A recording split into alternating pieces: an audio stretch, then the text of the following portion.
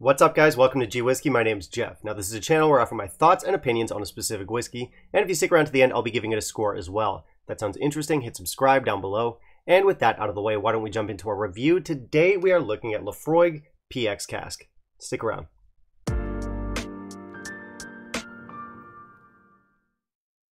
So we're looking at a Laphroaig today. If you watched my review of the lore, you know that Laphroaig is not my favorite distillery.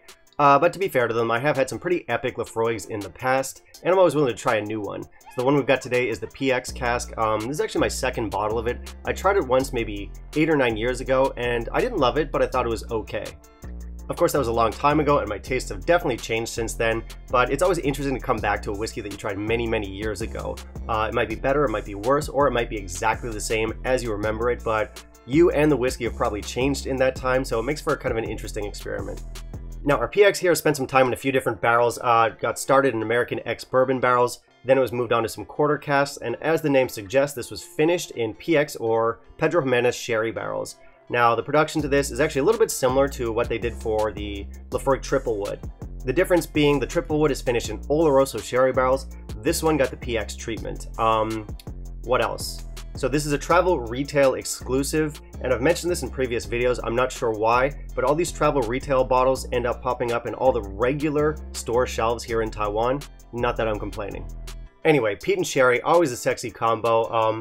I'll be honest, I get a lot of peer pressure to like Laphroaig. There's a lot of people out there that are massive fans of the brand. They'll say, try this one, try that one, you're gonna love it. Honestly speaking, more often than not, I don't. It's just not a favorite distillery of mine, it still isn't. But as I said earlier, I'm always willing to either try something new from them or come back to an oldie just to see how I feel about it. So with that said, why don't we hop into our review of this one, see what it's all about, and in the meantime, if you can kindly leave a like down below, that'd be greatly appreciated. So we've got a nice ABV here. This one comes in at 48% like most premium Laphroaigs do. And according to Whiskey Base, this is both non-chill filtered and naturally colored. So we do have some good specs from Laphroaig here today, which is nice to see because as a brand, they're not always consistent. So we can't make out our color. For the bottle, this is just, you know, standard Laphroaig fare. We've got our green bottle, our white label, name of the whiskey on our little stripe here.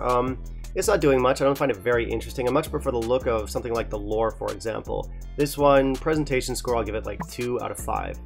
But I do like that this comes in a 1-liter bottle. Not only that, our little blurb on the back actually talks about the casks a little bit. Tells us what barrels this was matured in, which is always nice to know. They don't mention anything about being non-chill filtered and naturally colored, which they should. Beyond that, it's just, I mean, it's an okay bottle with an okay look. It's fine. Let's try our nose. So this is Laphroaig right off the bat. You get that big medicinal peat note. Maybe not quite as brash as some of the other Laphroaigs out there. Definitely some sherry in there too. So you're getting like breadfruits and cherry syrup and malt. There's also some sea air, some minerals, and maybe some underripe peaches. Let's try our palate.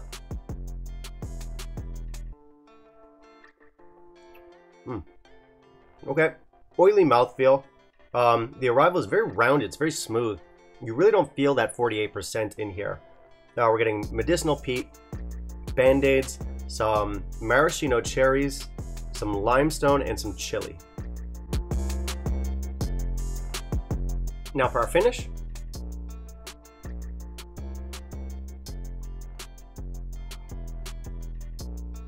Okay, still in those cherry notes, but cherry notes getting a little bit more natural here.